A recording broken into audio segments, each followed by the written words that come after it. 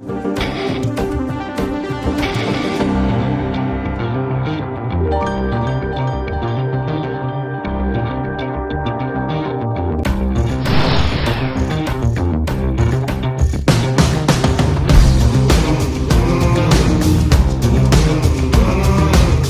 don't know that there's anything financially that more people are involved in that they have less knowledge about than plans like the 401k. This is at a time where we have a stock market at all-time highs. Behind the curtain, it's growing at 8%. So here's the question, where'd the money go?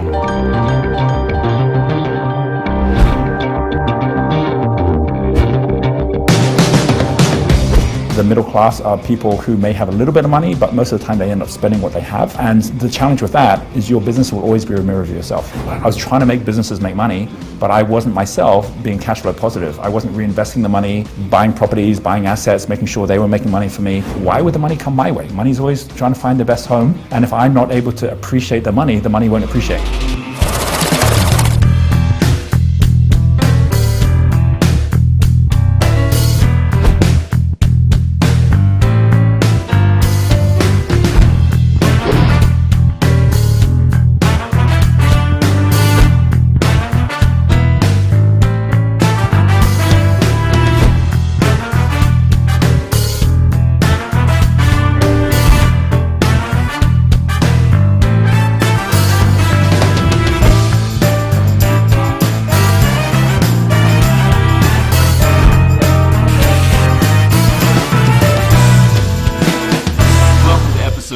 Of Money Revealed. Great to be with you again. I know there's a ton of wonderful information here that can have a massive impact on your life and on your future. So just know that if you want to own Money Revealed, you can. All the information's right here on this page if you're interested in that. And thank you also for sharing this with other people. The momentum is building now. Episode 3 is chock full of great information. Let's dive right into it.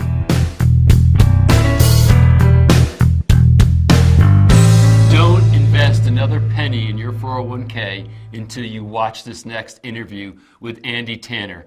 I was riveted, again, very contrarian in his attitudes, and I'm not here to give you the financial advice, but I am here to tell you that you need to listen to what this guy has to say before you move forward with those types of retirement accounts. There's a wealth of information here. His energy, again, is something that's going to stimulate you into thinking and taking action. Enjoy my interview with Andy Tanner.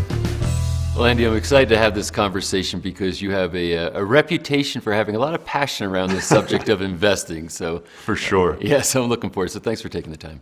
Thanks for having me. I'm excited about this. So how did you end up in this career that you're in? Like, what was your trajectory? Well, I started out like most people, went to school, and I didn't go to school for any particular major. I'm 6'8", so they hired me to play basketball. I was going to say, did you have a basketball scholarship? Yeah. You're 6'8". I feel like a very small person sitting next to you. I tell people I couldn't shoot, I couldn't jump, but I could foul. So they found a spot for me there, and when that was over, I just got into the workforce like anybody else. I struggled to find what I want to do, so my wife and I were in very low-paying jobs. And what was interesting is in the year 2000, when the market fell, we had small 401ks. We were just getting started, but they were really, they were drastically hit. And I was puzzled because I felt like we were taking the advice that everyone was telling us to take. And I thought, boy, if this happens again, and I started to research. And the more I researched, the less impressed I was. Right.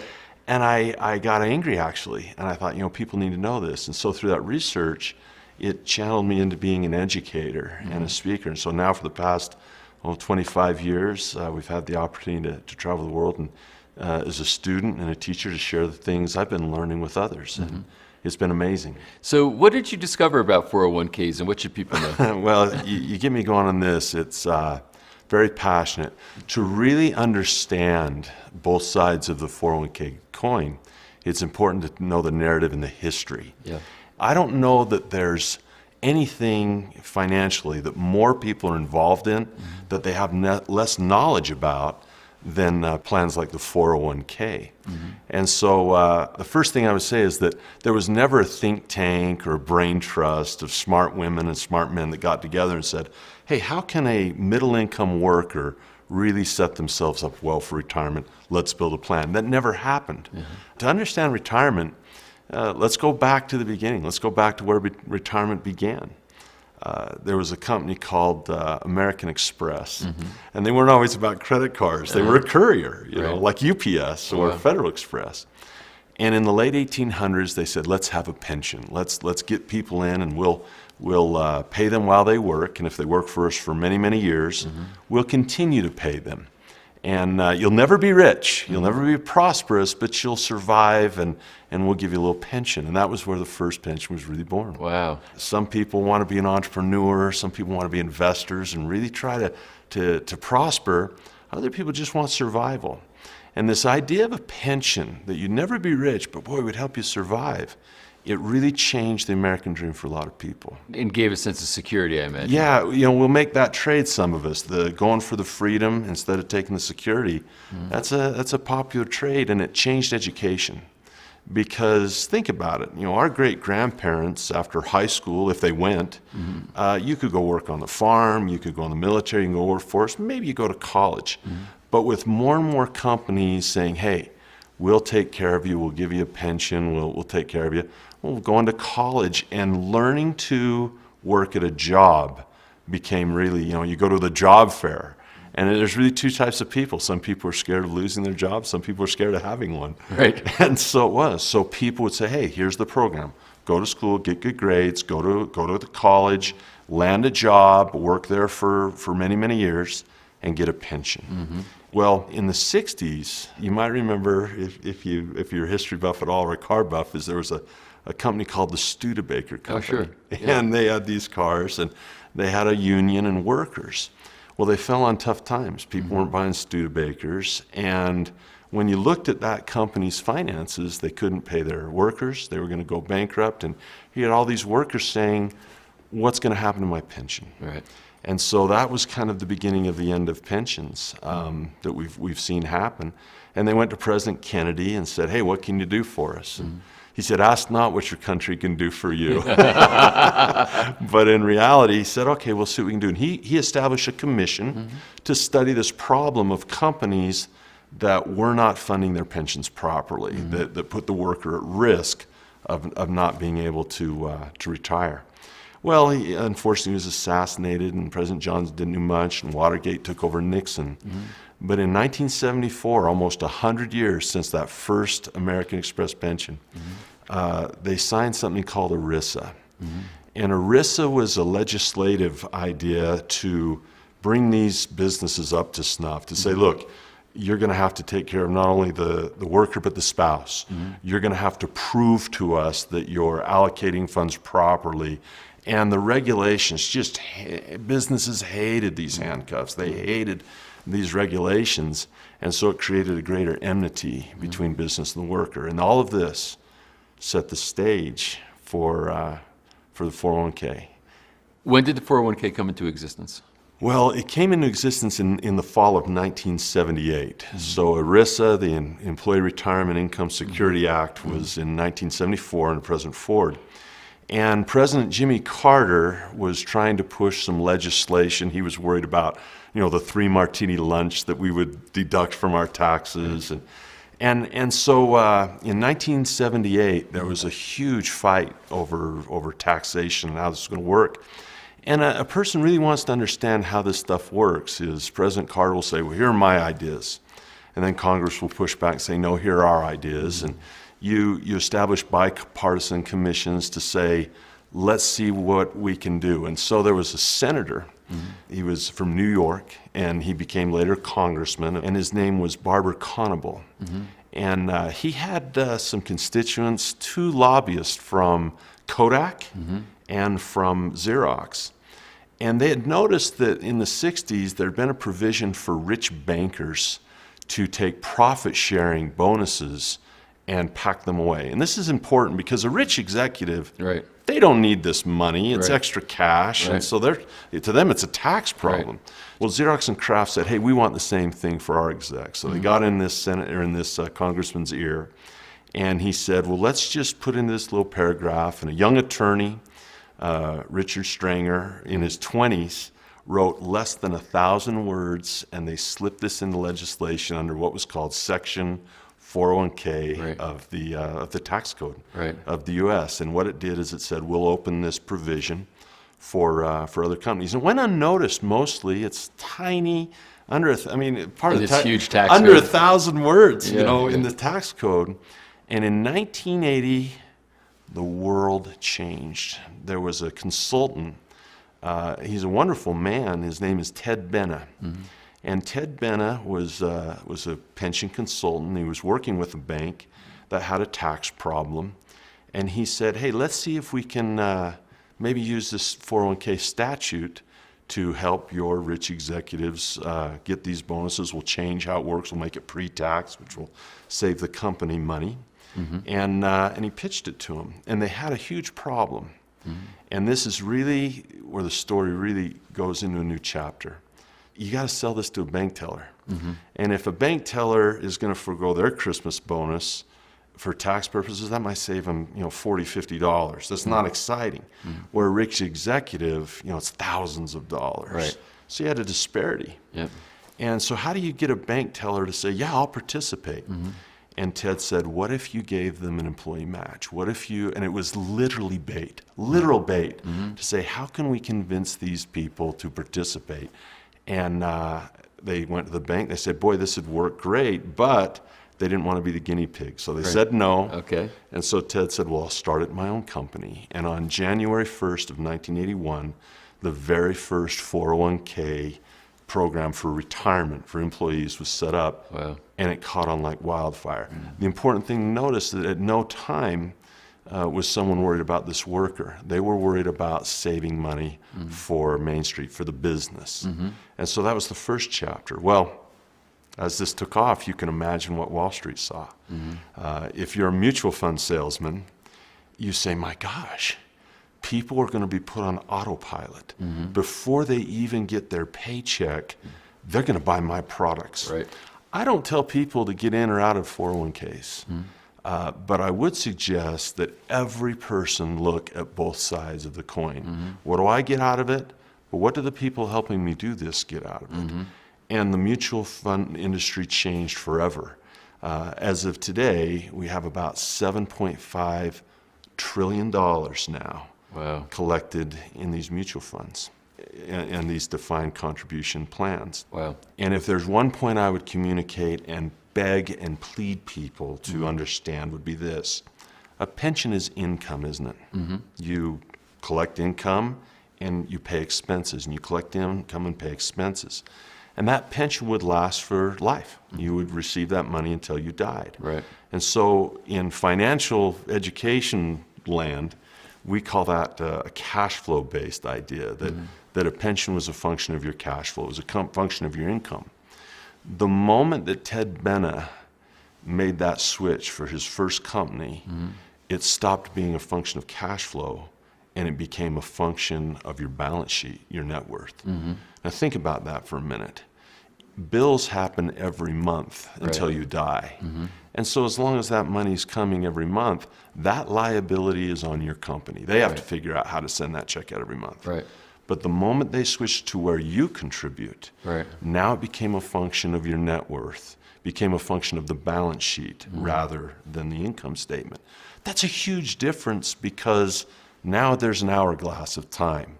And you have to look at that balance and you have to say, will that last me 20 years? You never had to make that decision under a pension. And now people who were educated to get jobs now are forced to invest. Mm-hmm. They're forced to learn about mutual funds or stocks or bonds or paper assets with no training. So basically what you're saying is the 401k supplanted the pension. So people say we're doing away with pensions, and then the employees are just going to contribute, and that sits on the balance sheet of the corporation. Supplanted is a kind word. It killed them. It killed them. Absolutely killed them. Why? Well, if you're a business, your employees are your liability to you. They sit on your liability column. They're a promise you've made, and you have to deal with that. By giving them that bait of that match, saying, here's this little match, I'll give it to you. When they snatch that up, they now wash their hands of that responsibility. And now a worker who drives a truck or works on an assembly line or isn't an accountant, or attorney, or an investor now has to shoulder the burden of retirement. This was supposed to be a tiny little tax code. Well, I was for just some about to rich say is that the consideration for the formation of it was a way to get tax-free income to highly paid executives. It was to recruit better talent. If it was going to be something that was going to be more pervasive and wage earners were going to start utilizing it, I'd imagine they would have written it a bit differently. Imagine that. I'm putting money into something every month called a 401k that was never designed to do what it's doing. If you were to use the phrase, the law of unintended consequences, there is not a better case on planet Earth of that law than the 401k.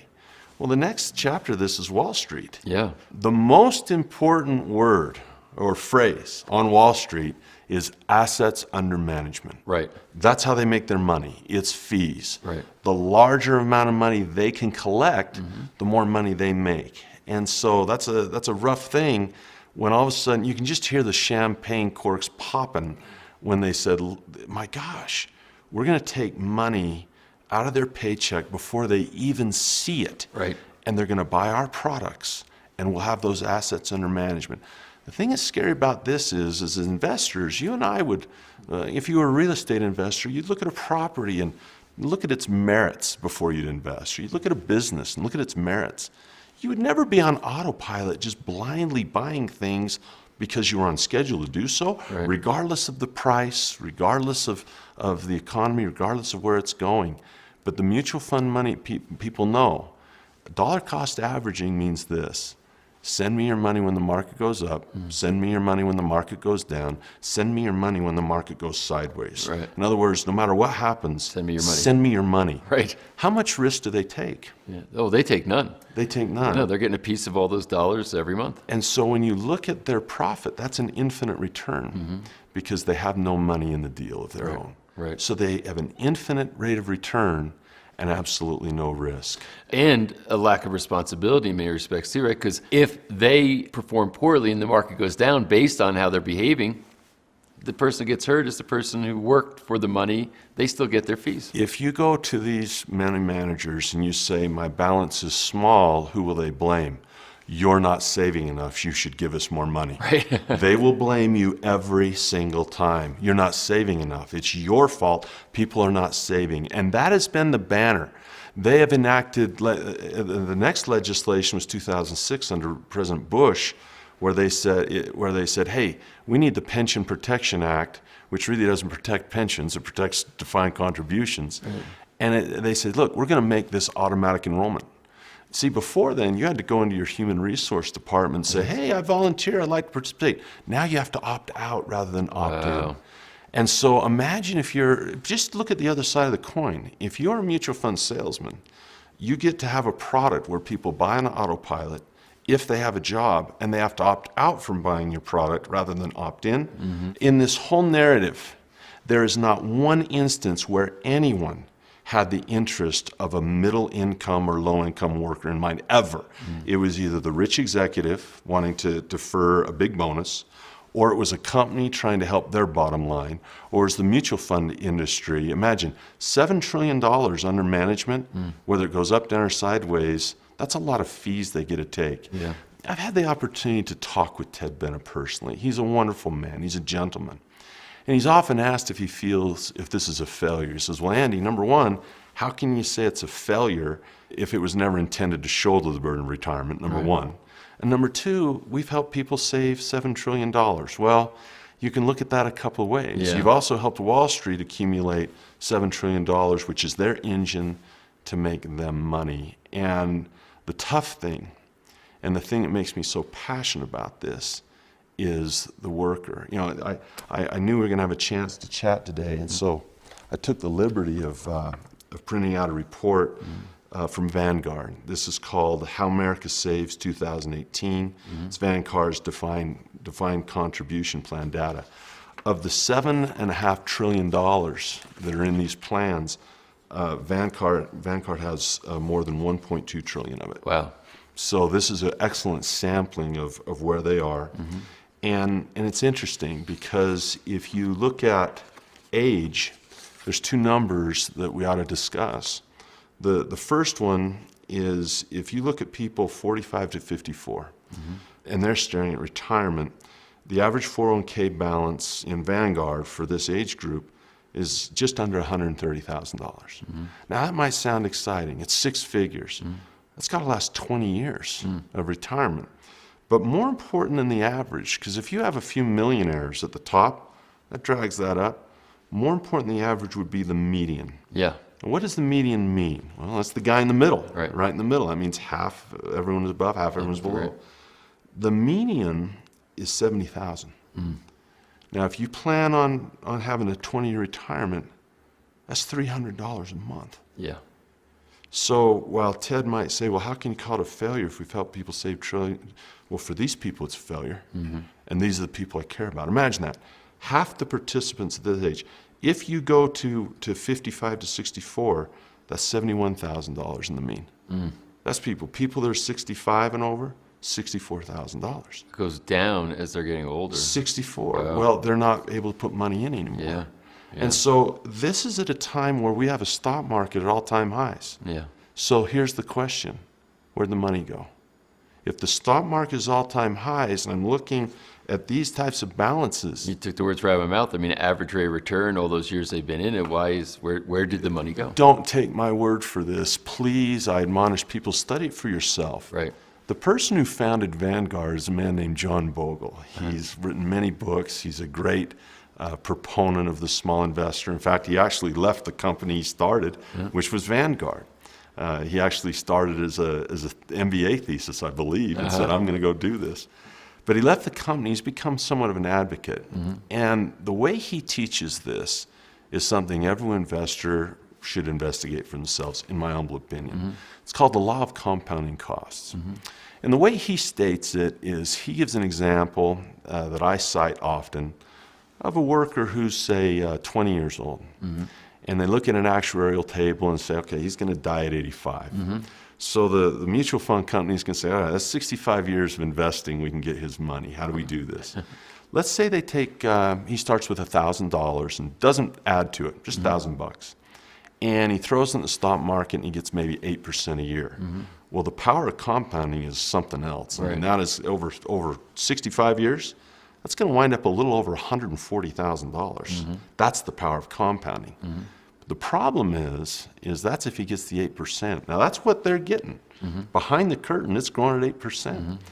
But if they take fees, let's say they take 2%, 2.5%, that means that on his statement, even though the money's actually compounding at 8, he's compounding at 5.5. And in that same time period, he won't have 140 grand. He'll have 30. Wow, makes that big a difference? $110,000 goes to the financial system, $30,000 to the worker. He takes all of the risk, puts in all of the money. Wall Street takes none of the risk, puts in none of the money. It gets most of it. They get the lion's share. That's where the money goes. It goes in the pockets of Wall Street. So first, that's startling. Yeah. The 2.5% that's taken translates into the lion's share over time of the upside. But most people, the attitude is, well, why would I go in for? Well, I'm putting money in tax-free.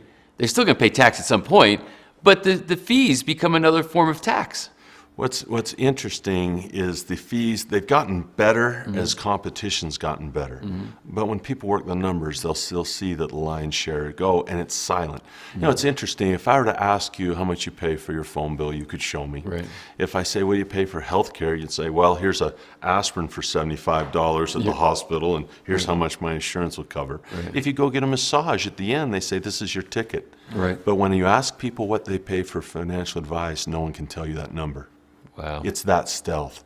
And yet it's something we do every month, every single paycheck. They cannot tell you what they pay for financial. They can tell you if the price is right, what a gallon of gas is, what a carton of milk is. They cannot tell you what they pay for financial advice. It's kind of like, well, if I put money in the bank, I just watch the bank balance. So that's what they feel like they're doing. They're just watching a bank balance, not understanding the dynamics that are going on around their money. I'm glad you brought up a bank balance because this is one of the bigger lies I feel they sell. Most of this legislation is passed in the name of us not saving enough money, not saving enough money. As a matter of fact, even some of the reports call this as savings. Nothing could be further from the truth. There is such a large difference between investment and savings in terms of the way it works and the risks involved. It's night and day. For example, if I save money, I put in what's called a deposit. I take some money, I hand it to the bank, they go put it on the shelf and lend it out to people. But when I buy a mutual fund, they're buying stocks. I'm a purchaser of an equity. I'm a purchaser. I'm in the equities market now, most likely, or the debt market. And so there's it's much different than having cash and having an inventory. Because think about this. In a savings account, you earn interest. Minuscule as it might be, you're still earning interest. But in a mutual fund, you're paying fees. You're paying. If you want that money, and this is important, if you want that money out, you simply go make a withdrawal. I would like my money back, please. But if you want to liquidate investments, you have to have someone to buy what you're offering. It's entirely different than savings. So think about this. I have a saying that if you want to see the future and have a crystal ball, policy and demographics gives us the future. So you bring up a great point with savings and investing, because think about this. One of the provisions in the 401k and pretty much all across the board in retirement plans is the government wants that tax eventually. And they need it, believe me. They need that revenue. One of the things they weren't counting on was the massive participation in this and the fall in tax revenue. They weren't ready for that. That's why in the Reagan years, they tried to kill it. They tried to say, hey, we're losing all our tax revenue. So they had to build in a point where they would pay taxes. Now think about this for a moment. Many people are angry with Obamacare because they're mandating, they're making you do something. They're making you spend money whether you want to or not. You should be able to choose whether you want to do something or not. What's worse than making you buy something that you don't want? How about forcing you to sell something that you do want?